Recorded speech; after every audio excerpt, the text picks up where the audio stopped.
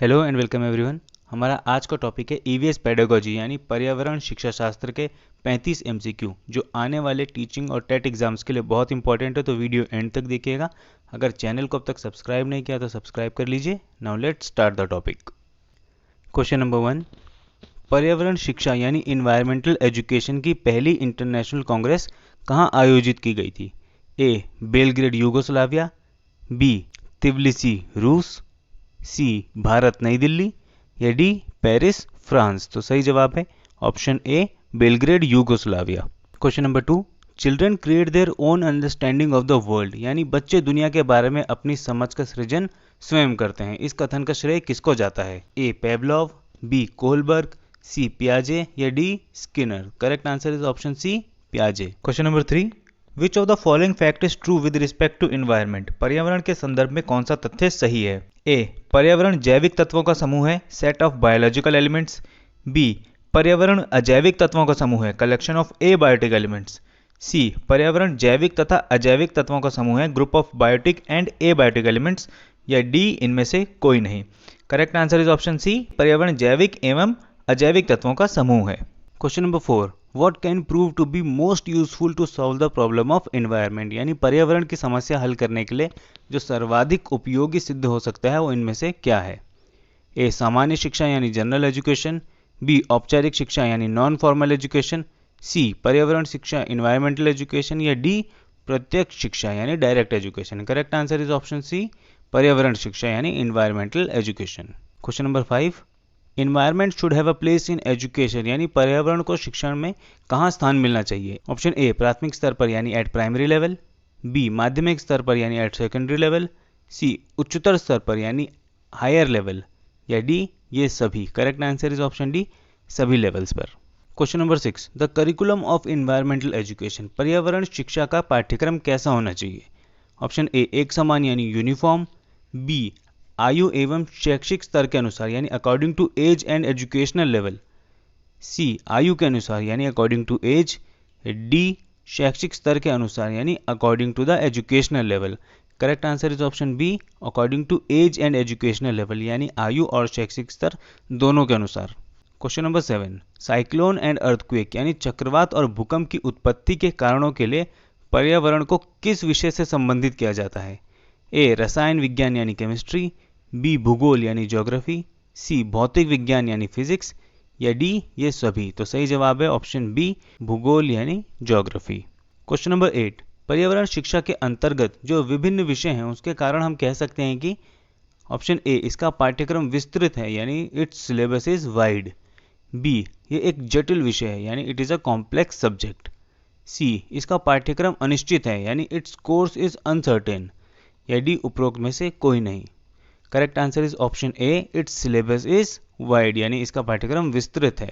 Question number 9, सामाजिक विज्ञान प्राचीन कहानियों और भौतिक वस्तुओं से अलग मानव विषयों से संबंधित ज्ञान चिंतन के विशेष समूह है। ये कथन किसका है? Option A doctor Baylor, B Gilliard, C Charles या D doctor Ziller. Correct answer is option C Charles.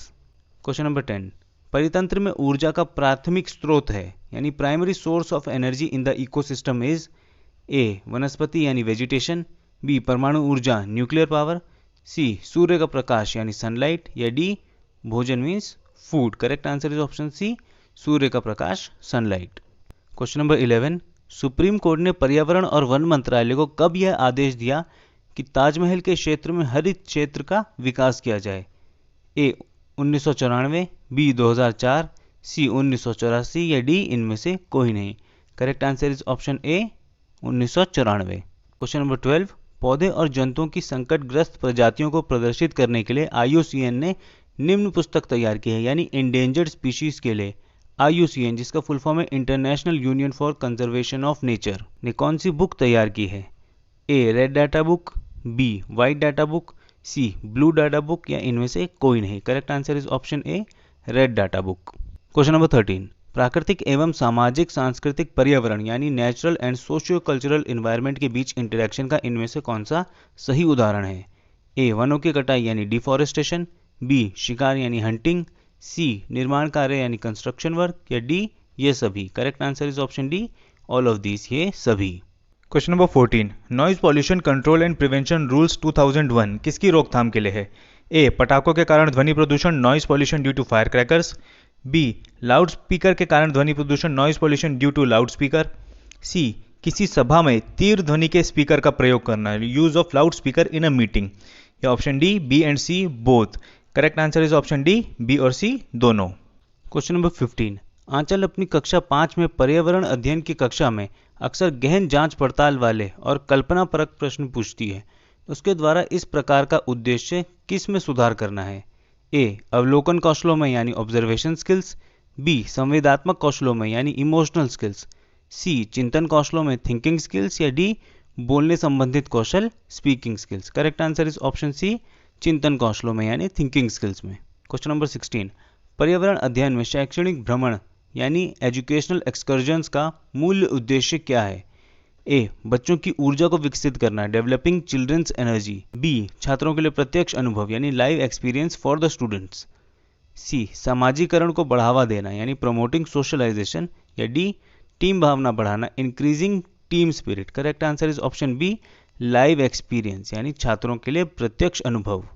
Question number 17, EVS में किसी अच्छे गृह कार्य यानी होमवर्क को मुख्यतः किस पर केंद्रित होना चाहिए? ए, पुनरावृत्ति और प्रबलीकरण यानी repetition and reinforcement. B, mastery learning. C, समय का सदुपयोग यानी यूटिलाइजेशन ऑफ टाइम। या डी, विस्तारित अधिगम के लिए चुनौतियां और उत्तेजना यानी challenges and stimulus for extended learning. Correct answer is option D, challenges and stimulus for extended learning.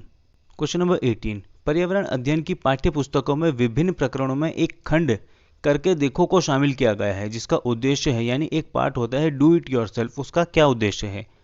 ए, प्रत्यक्ष हस्तपरक अनुभव उपलब्ध कराना, providing hands on experience. B, घर में शिक्षार्थियों को व्यस्त रखना, to engage the learners at home. C, परीक्षा में निष्पादन को सुधारना, इंप्रूविंग परफॉर्मेंस इन एग्जामिनेशन। या डी, वैज्ञानिक शब्दावली की परिभाषाएं सिखाना, learning the definition of scientific terminology. Correct answer is option A, providing hands on experience यानी हस्तपरक अनुभव उपलब्ध कराना। क्वेश्चन नंबर 19, प्राथमिक स्तर पर यानी प्राइमरी स्टेज में बच्चे का आकलन करने का सर्वश्रेष्ठ तरीका है? ए, पोर्टफोलियो। बी, गृह कार्य यानी होमवर्क। सी, योगात्मक कार्य एडिटिव वर्क। या डी, आवधिक परीक्षा यानी periodic examination. Correct answer is option A, portfolio. Question number 20, एक शिक्षक पढ़ाते समय श्रव्य दृश्य सामग्रियों एवं शारीरिक गतिविधि यानी ऑडियो विजुअल मटेरियल और फिजिकल एक्टिविटीज का प्रयोग करता है क्योंकि ऑप्शन ए, ये शिक्षार्थियों को दिशा परिवर्तन उपलब्ध कराते हैं, provides change of direction to the learners. B, शिक्षक को आराम उपलब्ध कराते हैं, provides comfort to the teacher. C, प्रभावी आकलन को सुगम बनाते हैं, फैसिलिटेट्स इफेक्टिव असेसमेंट। या डी, अधिगम वृद्धि में अधिकतम इंद्रियों का उपयोग करते हैं यानी uses maximum sense in increasing learning. Correct answer is option D, uses maximum sense in increasing learning यानी ज़्यादा से ज़्यादा सेंसेस का इस्तेमाल करना। क्वेश्चन नंबर 21, एक पब्लिक स्कूल में प्रत्येक कक्षा में लगभग 2 से 3 बच्चे विशेष आवश्यकता वाले हैं यानी चिल्ड्रन विद स्पेशल नीड्स। ये बच्चे अन्य बच्चों के साथ उसी कक्षा में एक साथ पढ़ते हैं। उपरोक्त पब्लिक स्कूल निम्न में से किसका अनुपालन करता है? ए, सतत और व्यापक मूल्यांकन, continuous and comprehensive evaluation. B, समय व्यस्क शिक्षा यानी पीयर एजुकेशन। सी, प्रतिपूरक अधिगम, कंपेंसेटरी लर्निंग। या डी, समावेशी शिक्षा, inclusive education. Correct answer is option D, inclusive education, जिसमें एक ही कक्षा में बिना किसी भेदभाव के हर तरह के बच्चे को पढ़ाया जाता है। क्वेश्चन नंबर 22, विनीता की शिक्षिका उसे विभिन्न सामूहिक गतिविधियों में यानी ग्रुप एक्टिविटीज में शामिल करती है जैसे ग्रुप डिस्कशन, ग्रुप प्रोजेक्ट। उसकी शिक्षिका सीखने के किस आयाम का अनुगमन कर रही है यानी किस डायमेंशन को फॉलो कर रही है? ए, प्रतियोगिता आधारित सीखना यानी कंपटीशन बेस्ड लर्निंग। बी, सामाजिक गतिविधि सीखना, लर्निंग सोशल एक्टिविटी। सी, मनोरंजन द्वारा सीखना, लर्निंग थ्रू एंटरटेनमेंट। या डी, भाषा निर्देशित सीखना, language guided learning. Correct answer is option B, social activity यानी सामाजिक गतिविधियों से सीखना। Question number 23, which of the following is needed in knowledge formation, ज्ञान निर्माण में निम्न में से किसकी आवश्यकता होती है? ए, अनुभव यानी एक्सपीरियंस। बी, अवधारणा का बनना यानी कॉन्सेप्चुअलाइज करना। सी, अन्वेषण विधियां एवं सत्यापन यानी डिटेक्शन मेथड्स एंड वेरिफिकेशन। या डी, उपरोक्त सभी, all of the above. Correct answer is option D, ये सभी। क्वेश्चन नंबर 24, छात्रों में रटने की प्रवृत्ति यानी रोट लर्निंग को रोकने के लिए कैसे प्रश्न पूछे जाने चाहिए? ए लघु उत्तरीय यानी शॉर्ट आंसर, बी वस्तुनिष्ठ यानी ऑब्जेक्टिव, सी दीर्घ उत्तरीय यानी लॉन्ग आंसर, या डी निबंधात्मक मीन्स ऐसे type. Correct answer is option B वस्तुनिष्ठ यानी ऑब्जेक्टिव क्वेश्चंस पूछने चाहिए। Question number 25, boys are more intelligent than girls यानी लड़के लड़कियों की अपेक्षा अधिक बुद्धिमान होते हैं। ये कथन ऑप्शन ए सही है, बी सही हो सकता है मे बी राइट, सी लैंगिक पूर्वाग्रह को प्रदर्शित करता है यानी एग्जिबिट्स जेंडर बायस, या डी बुद्धि के भिन्न पक्षों के लिए सही है true to different aspects of intelligence. Correct answer is option C, ये लैंगिक पूर्वाग्रह को प्रदर्शित करता है यानी जेंडर बायस स्टेटमेंट है। क्वेश्चन नंबर 26, प्राथमिक स्तर पर पर्यावरण अध्ययन के लिए कौन सी विधि प्रभावशाली है? ए योजना विधि यानी प्लानिंग मेथड, बी कहानी विधि यानी स्टोरी मेथड, सी व्याख्यान विधि यानी लेक्चर मेथड, या डी वाद विवाद debate. Correct answer is option B story method यानी कहानी विधि। क्वेश्चन नंबर 27, निम्न में से कौन सा एक अभिप्रेरित शिक्षण यानी मोटिवेटेड लर्निंग का संकेत है? ए कक्षा में अधिकतम उपस्थिति maximum attendance in class, B कक्षा में एकदम खामोशी साइलेंस इन क्लास, सी बच्चों द्वारा प्रश्न पूछना चिल्ड्रन आस्किंग क्वेश्चंस, या डी गृह कार्य पूर्ण करना completing homework. Correct answer is option C यानी मोटिवेटेड लर्निंग का संकेत है बच्चों द्वारा प्रश्न पूछना। क्वेश्चन नंबर 28, बच्चों में प्रतिदिन डायरी लिखने, मौसम दर्ज करने एवं उससे संबंधित प्रश्न पूछने पर बच्चों में किस कौशल का विकास होता है? ए संप्रेषण कौशल यानी कम्युनिकेशन स्किल्स, बी अनुमान लगाने का कौशल एस्टिमेटिंग स्किल्स, सी लेखन कौशल यानी राइटिंग स्किल्स, या डी मापने का कौशल measuring skills. Correct answer is option A communication skills संप्रेषण कौशल का विकास होता है। क्वेश्चन नंबर 29, बच्चों को पर्यावरण का शिक्षण किन रूपों में दिया जाना चाहिए?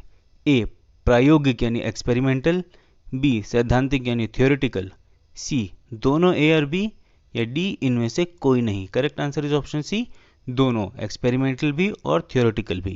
क्वेश्चन नंबर 30, सामाजिक पर्यावरण यानी सोशल एनवायरनमेंट के अध्ययन का क्या महत्व है? ए बालकों का व्यक्तिगत विकास यानी individual development of children, B व्यवहारिक दृष्टि से यानी from a practical point of view, C अधिकार व कर्तव्यों का ज्ञान यानी knowledge of rights and duties, या डी उपयुक्त सभी। Correct answer is option D उपयुक्त सभी। क्वेश्चन नंबर 31, एक अच्छे परीक्षण की एक अच्छे टेस्ट की इनमें से कौन सी कैरेक्टरिस्टिक नहीं होती विशेषता नहीं होती है? ए उत्तीर्ण करना टू पास, बी वैधता यानी वैलिडिटी, सी विश्वसनीयता रिलायबिलिटी, डी वस्तुनिष्ठता यानी objectivity. Correct answer is option ए उत्तीर्ण करना, सिर्फ उत्तीर्ण करना एक अच्छे परीक्षण की विशेषता नहीं होती। क्वेश्चन नंबर 32, पर्यावरण जागरूकता एनवायरमेंटल अवेयरनेस का शुद्ध ज्ञान कैसे होता है? ए पर्यवेक्षण अध्ययन से बाय ऑब्जर्वेशनल स्टडी, बी संचार माध्यमों से बाय मीन्स ऑफ कम्युनिकेशन, सी शैक्षिक पर्यटन से एजुकेशनल टूरिज्म, या डी योजना विधि से by planning method. Correct answer is option C educational tourism शैक्षिक पर्यटन, जिससे बच्चे अपने लाइव एक्सपीरियंस से डायरेक्ट एक्सपीरियंस से सीख सकें। क्वेश्चन नंबर 33, एक शिक्षिका तनावग्रस्त बच्चे की पहचान यानी एक स्ट्रेस्ड चाइल्ड की पहचान कर सकती है जब बच्चा निम्नलिखित में से कौन सा व्यवहार प्रदर्शित करता है? ऑप्शन ए पढ़ाई से पूर्ण एकाग्रता full concentration from studies, B बहुत बात करना टॉकिंग अलॉट, सी आक्रामक व्यवहार यानी अग्रेसिव बिहेवियर, या डी अति सक्रियता hyper activity. Correct answer is option D hyper activity, यानी एक स्ट्रेस्ड चाइल्ड को तनावग्रस्त बच्चे को उसकी अति सक्रियता से पहचाना जा सकता है। क्वेश्चन नंबर 34, हमारे देश में वन महोत्सव दिवस कब मनाया जाता है? ए 1 जुलाई को, बी 2 अक्टूबर को, सी 10 अगस्त को, या डी 1 दिसंबर को। करेक्ट आंसर इज ऑप्शन ए 1 जुलाई को। क्वेश्चन नंबर 35, शांत घाटी यानी साइलेंट वैली जिसे राष्ट्रीय पार्क नेशनल पार्क होने का दर्जा प्राप्त है कहां पर है? ए जम्मू और कश्मीर, बी तमिलनाडु, सी केरल, या D Paschim Bangal. Correct answer is option C Kerala. तो ये थे आपके ईवीएस पेडागोजी के 35 मोस्ट इंपॉर्टेंट एमसीक्यूज। वीडियो अच्छी लगी हो तो लाइक ज़रूर कीजिएगा, चैनल को सब्सक्राइब कर लीजिए। Keep learning and thanks for watching.